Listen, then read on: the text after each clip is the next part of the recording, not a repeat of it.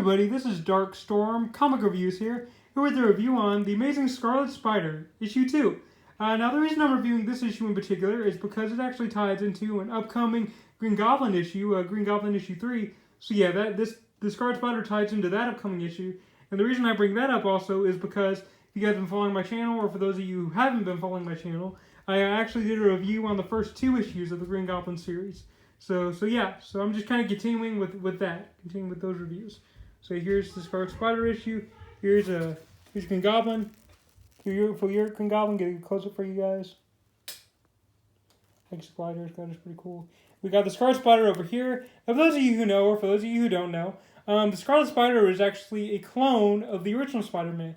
He's a clone named Ben Reilly. So basically, Scarlet Spider has all of Spider-Man's abilities because he's a clone. He has the web shooting, he has the wall crawling. The only thing that's really different about the original Spider-Man and Scarlet Spider is that Scarlet Spider is a blonde guy, and he has a different suit, obviously, than the original Spider-Man. So that's really the only difference between the two. Other than that, Scarlet Spider and Spider-Man are pretty much the same.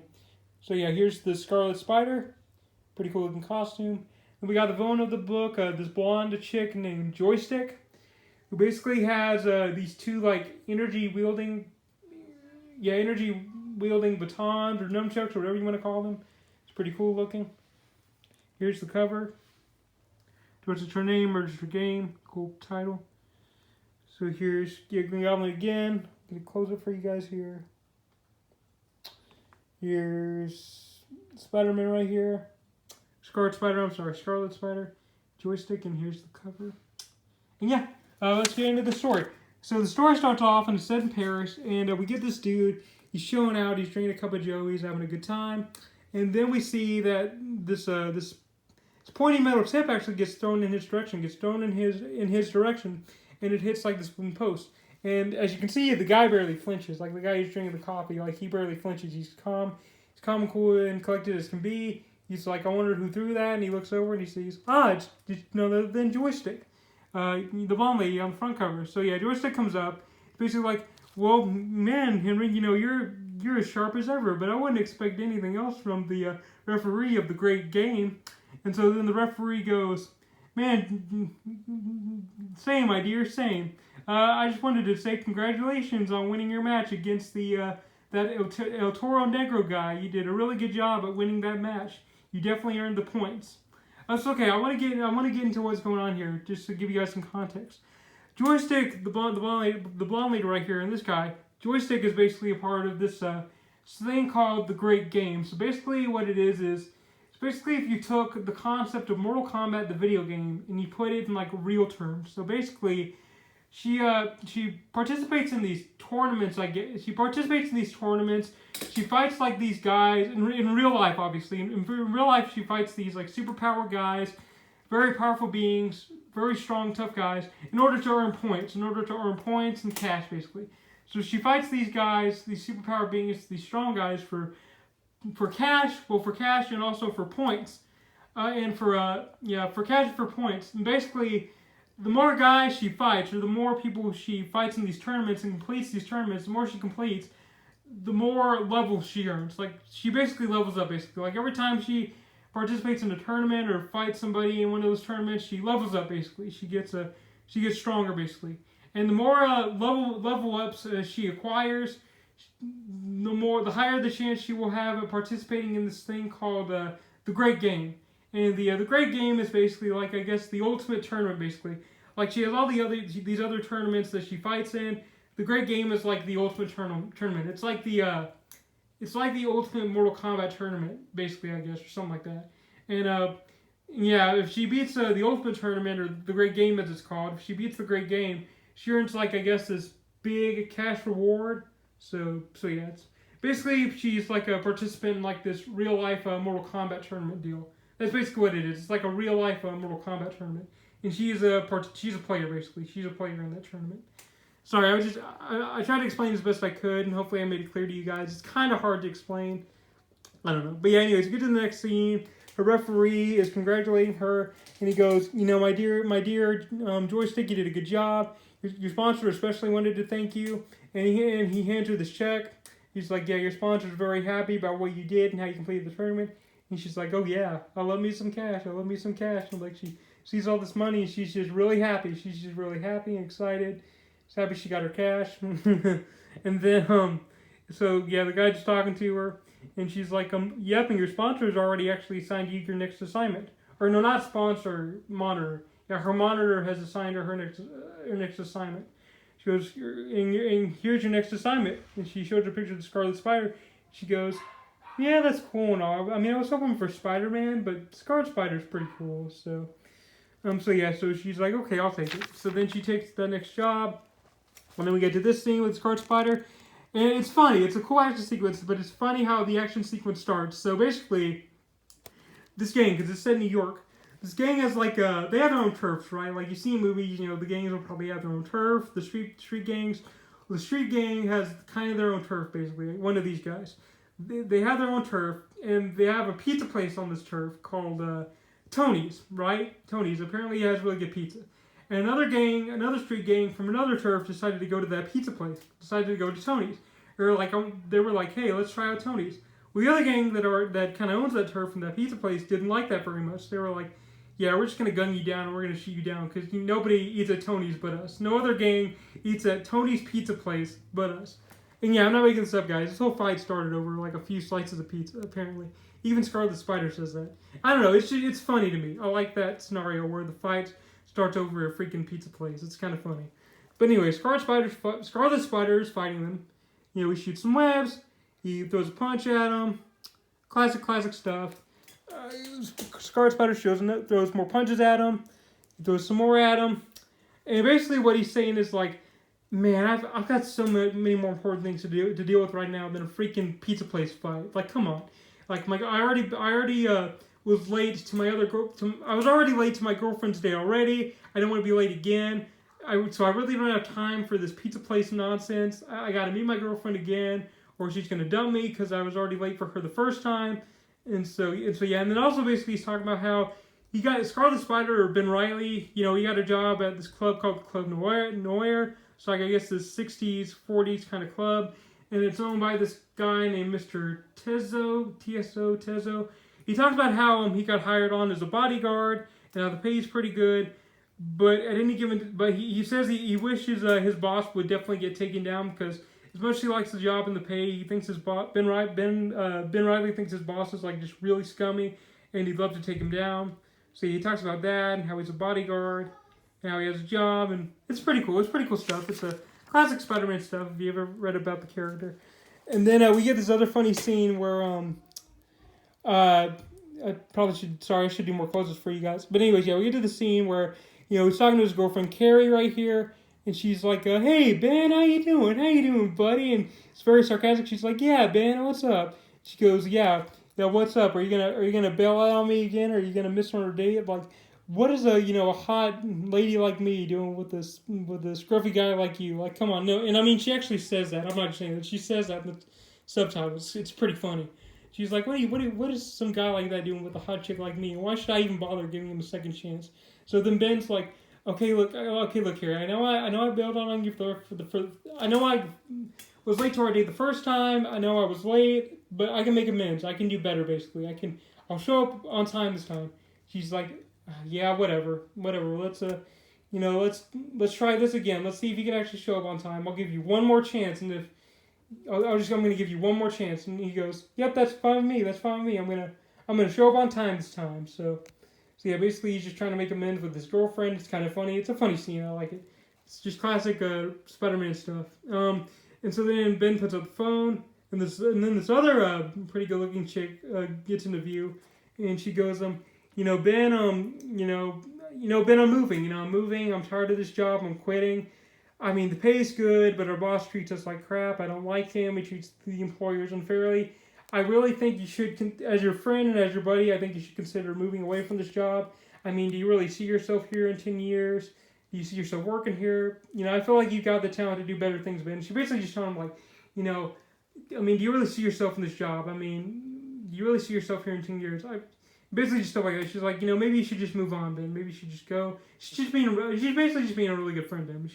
He's like, you know what? Yeah, maybe I should take your advice into consideration. So she's kind of just talking. She's leaving. And we get to the next scene, and I'm not going to go too much into this one. Actually, no, I'm going to sum it up real quick. Basically, it ties into this this event called Cyber War. This book is actually part of the Cyber War event. It's like 4 parts. Basically, there's this guy. His name is Stuart Trainer. He gets like lost in this virtual reality world. He's in this virtual world. He's trying to find a way out. And there's like a female Dr. Octopus, which is pretty cool. It's pretty neat. I think her name's like Carolyn Trainer. That's her name, Carolyn Trainer. That's her name. She's like the female Dr. Octopus, because there was in fact a female Dr. Octopus in the 90s. So yeah, that's pretty cool. And, you know, he's just kind of stuck in a virtual world. And you know, the lady Dr. Octopus right here is planning revenge against Scarlet Spider. And da-da-da-da-da. It really isn't important to this story, so I'm just not gonna... I'll show you the pictures, but I'm not really gonna go into this, because it's not important to the story, so... Yeah, here you go. Here's female Doc Ock. Pretty cool looking, I guess. This blonde lady's here, and... It's not important. So anyways, we get back to the actual story, and we're at the Club Noir again, and basically the boss, Mr. Tizzo, you know, the guy I've been works for, he's like they're basically saying, oh, come on, they're putting all these accusations against me, they're putting all these crimes against me, and then he goes, now even the Daily Bugle is putting crimes against me, like, come on, you know, okay, look, look, Ben, I want you to track down this Mr. Ellis guy, this guy who's giving me bad press, I want you to track this Mr. Ellis guy down, I basically want you to take care of him, basically, he's like, I want you to take care of this, Mr. Ellis guy, because he's saying a lot of bad things about me, a lot of bad stuff I don't like, and I just, you know, I want you to take care of him, you know, quote unquote. So then Ben's like, yes sir, I got it, I'll take care of him, I'll do what needs to be done. And so he goes to the Daily Bugle, and that's when we get our, first Joystick's like, hey, I found Mr. Ellis, and I think this guy could be really helpful to us, Monitor, this guy's the Monitor, by the way. She goes, I think this guy could be really helpful to us, Monitor. He could help us get a better, he could help track to us where Spider-Man is. He could help figure out where Spider-Man is for us, so I can participate in my fight. So yeah, so she gets out of the van. She's walking to the Daily Bugle, wants to go confront her, or go talk to Mr. Ellis to see if he can help her track down Scarlet Spider. Spider-Man, I might have said Spider-Man, sorry, Scarlet Spider. So as she's going in to meet Mr. Ellis, she spots none other than Phil Urich. So Phil Urich's there, he's getting a sip of water. And she goes, hey, hey handsome, what's up? Trying to flirt with him and stuff like that. It's like, hey handsome, how you doing? He's drinking a sip of water. And it's kind of funny because once she's done sipping the water, he spots her and he's like, oh wow, she's hot. Like she's super duper hot. And he also makes this like little thing about like how, man, he basically just says, wow, she's hot, that's awesome.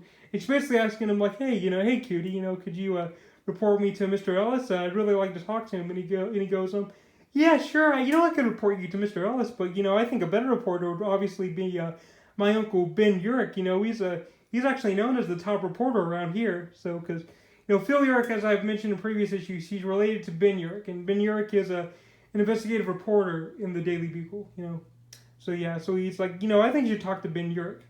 So she goes, yeah, that's nice and all, mister, but, I really want to speak to Ellis. So I'll give you my card, I'll give you my address. If you could just hand this to him, that'd be dandy. And he goes, sure, that sounds good. He sounds good. And then he basically goes like, man, I handled that so poorly. I am so smooth. So smooth around the women. I'm just such a dweeb. And he's just kind of saying like, it's basically like, man, I'm just such a dork around the ladies. So anyways, she gives him the address. He's like, cool, she's hot. Maybe I'll meet up with her again someday. And so then Mr. Ellis comes into view and he's like, hey, Phil, I know you're the intern, right? You're the nephew to Ben Urich, right? I was wondering if you can maybe give me some leads on this new Green Goblin, He's basically trying to, like, get ahead of Ben. He's trying to, like, manipulate Phil into giving him more whereabouts to the new Green Goblin, basically. And so Phil's like, yeah, this Mr. Ellis is a scum, He's trying to quick step my uncle. I'm not having this, so you know what? I'm just going to pull the trick on him. So Phil goes, Mr. Ellis, yeah, I've seen reports of this Green Goblin guy. I've seen him around the west side. You should go check there. And he goes, really? And Phil's like, yep, definitely. I would totally go check it out. So Ellis pretty much falls for it, and Phil's like, yeah, what an idiot. Like, what an idiot. He actually fell for that. He actually fell for that trick that I pulled on him. So then we get to the next scene, and you know, Ben's getting out of the car. He's like, you know, I'm ready to go do what I need to do. So then yeah, so he's getting ready to go. He's not gonna go kill Elvis, obviously. Like, you know, Scarlet Spider's a good guy. He's essentially like Spider-Man, so he's not gonna kill him. He's gonna try to Ben's basically trying to like save him, you know, from getting killed. Like he's basically like, well, what if Mr. Tizo sends out another attacker? You know, he sends out another crime boss or whatever to take care of him. You know, I gotta protect Mr. Elvis. I gotta make sure he doesn't get hurt. You know, but because what if Mr. Tizo like sends out another crime boss to get him? So yeah, I need to protect Mr. Elvis. You know, I need to protect him. You know, maybe I can get an exclusive interview and protect him that way. So yeah, Ben's basically just trying to protect Elvis. So Ben's following Elvis. It's cool because we get a little cameo from J. Jonah Jameson, who, you know, is a reporter at Daily Bugle. You know, he basically just hates Spider-Man. If you've seen any of the movies or read any of the comics, that's who Jonah Jameson is. He hates Spider-Man, and he thinks he sees Peter Parker, but then he's like, nah, I don't think that's Peter. I don't think that's Peter. And then we get to this next scene, and the Joyce is getting all suited up and ready to go. She's getting ready for her tournament match with Scarlet Spider, I'm sorry. She's getting ready for a tournament match with the Scarlet Spider. And so she's suiting up, getting ready. And then we get to this part with Phil Urich, and he comes back to his loft, and he's getting ready to suit up as the Green Goblin. So that's awesome.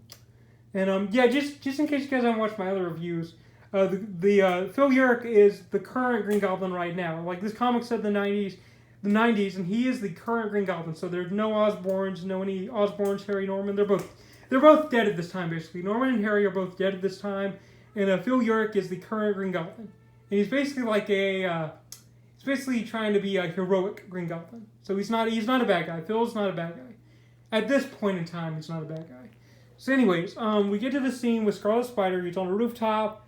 He's like, I need to keep an eye on Ellis. Like, I need to make sure he's all right. He's cool. I like this scene where he's just standing on the building here with his fists out, getting ready to do some work. And then, you know, we get Ellis. He's just standing there, looking all cool. And then we get this shot of, I'm going to get a good shot for you guys. Sorry about the fingers. Then we get the shot of a laser beam. A laser beam gets shot at Scarlet Spider. He makes a jump for it, and he goes, what's that? And then he finds out that, he's like, oh, who are you? Do I know you? Like, who are you? And she basically goes, yeah, you don't really know me, but my name is Joystick, and you have just been chosen to participate in the great game, you know, the real-life Mortal Kombat tournament. You know, you've been chosen to participate in the great game. You know, once I beat you, I'm going to get, like, a huge cash reward and more points and stuff like that. And, you know, then Ellis sees all the action going down, and he's like, yeah, I got to get a scoop on this. I mean, we're talking like a Pulitzer Prize here. I got to get a good scoop on this. So then, so I gotta switch hands here. Okay, so anyways, then, you know, they get into a fight. Joystick starts attacking the Scarlet Spider. This cool scene right here. Starts attacking him. Those are little laser batons at him. He avoids, and the baton makes it explode. It's just a crash sequence. Scarlet Spider's basically saying, like, yeah, I don't want any part of your game. I don't care, lady. I already got enough problems in my life with my girlfriend and my job. I don't really need you in my life right now. I don't need this game. She's like, well, too bad, because I want some money. I need some points. I need that level ups to participate in the great game. So I'm going to take you down. So basically, she basically like, you know, tough luck. So she gets her energy batons out.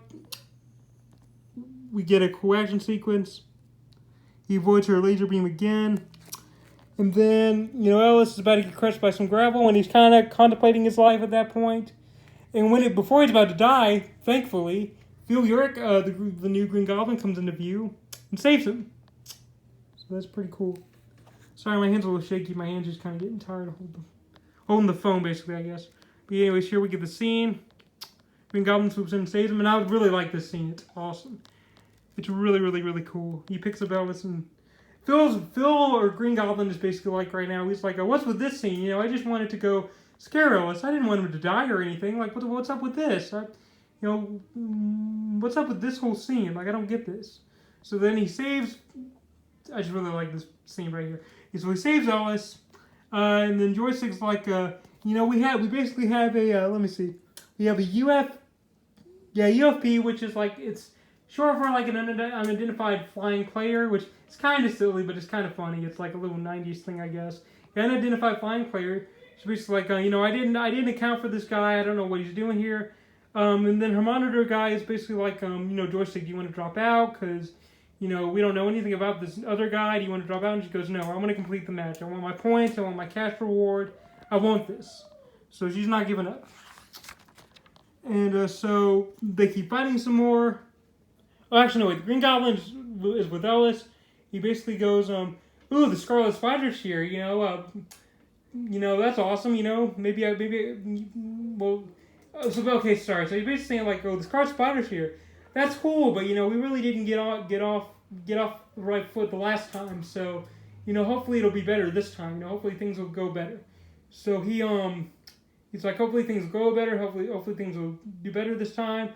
So while he's doing that, lifting Ellis up into the air, Ellis is like, hey, Green Goblin, you know, now that I'm here, how about an interview, huh? How about an interview? And so Green Goblin basically like, sure, pal, whatever you say. Let me just drop you off here, and we'll get started right here. So he drops Ellis off on the water tower. Goblin's basically like, yeah, like I would ever interview with you. You're a scumbag. You know, my uncle is the top reporter, not you, pal. So yeah, I'm gonna get a better picture for you guys here. So he picks Ellis up, drops him up on the water tower. He's not gonna come back and save him. So that's when you kind of question Phil's motives as a hero, because he claims to be a heroic Green Goblin, or I guess he doesn't really claim to be a hero, but you know, he just basically leaves him on the water tower and doesn't save him. So it's kind of fun, kind of funny, kind of cool. Anyways, so Scarlet Spider and Joystick are just fighting. They're having another good fight. You know, they're fighting, and Joystick's like, you know, and Scarlet Spider's like, I don't have time for this. You know, I don't have time for this. I got a girlfriend. I gotta meet. You know, I don't want to be late on her again. I just don't have time for this. I got a job. I got a girlfriend that I bailed on last time. I just don't have time for this. And Joystick's like, well, tough luck. You know, tough luck, Scarlet. I gotta beat you. I gotta get those points. I gotta get those cash rewards. So, and Scarlet's just ticked off. He's like, I seriously don't have time for this. He throws a punch at her. And she's able to dodge, and she's able to.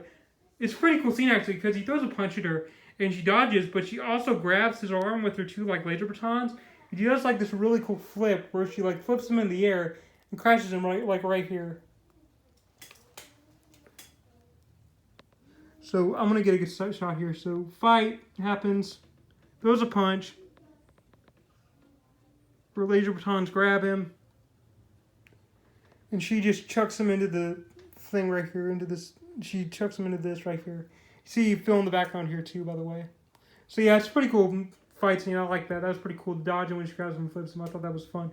So anyways, Monitor's like, and so basically Joystick is like, you know, why don't I just cap this guy off right now? Why don't I just end it? And Monitor's like, no, we can't do that. You know, the rules of this, because the Great Game does have rules, and he says like the rules of the Great Game state that we have to give Scarlet, you know, time to simulate a situation and prepare a defense. We can't just cap him off right now. That'd be breaking the rules. You know, I guess you could get kind of expelled from the tournament. So she's like, fine, whatever. I guess I'll have to finish you guys off later. I'm going to have to finish you and your backlighting buddy off later. So then she goes, catch you later. So she goes, catch you later, knocks her two batons together, makes a flash of light, blinds both Green Goblin and Scarlet. And I like this scene here. There's a cool scene with Phil here too, because he goes, wow, this is really awesome. Like, my circuitry within my mask is actually picking up on their voices, you know, the frequencies. Man, this is cool. You know, when you're basically talking about how it's cool being the Green Goblin and how it's like technology can help him pick up on the radio waves, you know, and how he can actually listen into their conversation due to the circuitry within his mask. And it's a pretty cool scene. I liked it. It's cool. I really like Phil's design as the Green Goblin. Sorry, I got off topic here, but anyways, yeah, so Scarlet wakes up and he's like, whoa, who is she? What was that? What's going on? And then Phil's like, don't ask me, man. I just got here. Like, what? I don't know what's going on. And Scarlet's like, you know, I don't mean to be mean, pal, but I mean, who are you? Like, what are you doing here? What's your deal? So Green Goblin's like, cool it, Webbs, cool it. I don't want to pick a fight with you. I'm not like, you know, Norman or Harry. I'm not the bad Green Goblin. I'm the good Green Goblin. He's like, I was thinking, you know, maybe we could track that girl down, you know, maybe we could team up. And he's like, yeah, sure, buddy. Like, I'm really ready to pal with the Green Goblin of all people. And he goes, come on, man, just give me a chance. And then Scarlet realizes, oh oh man, Goblin, like, what's the time here? What's the time? He goes, it's a little after 6. It's a little after 6. She goes, I am dead. I am so dead. So Phil or the Green Goblin's like, so do you want my help? And he goes, sure, let's meet at midnight. Let's meet at midnight here. Let's meet right here at midnight. Phil goes basically, yeah, whatever, sure, whatever. And then he goes, hey, I just realized Ellis is on the water tower. You know, maybe I should go save him because, you know, that's what a hero would do. But then he goes like, nah, you know what, I think I'll just leave him there. It's not like I really care about Ellis. He's kind of a scumbag. He's also trying to, like, quick step my uncle, so I think I'll just leave him there. And so, yeah, like I said, I kind of like that scene because, I mean, I guess you would say he is a heroic Green Goblin compared to Norman and Harry, but Phil is still kind of selfish. Like, he's not evil, but he's still pretty selfish, so I kind of like that characteristic. As I mentioned before in the past 2 issues, Phil kind of just uses more of his... Phil kind of basically uses his goblin powers for more or less popularity. Like, he wants to be famous. Like, he wants the fame and the fortune that comes with the superhero life and not really the actual hard work and crime fighting. So, that's pretty cool. And then, okay, so we're done with that scene. And then we get to the next scene where, you know, Joystick's like, you know, I will have my revenge, Spider-Man. I will find... Or Scarlet Spider. I'm sorry, guys. I will find you, Scarlet Spider. I will take you down. And da-da-da-da-da.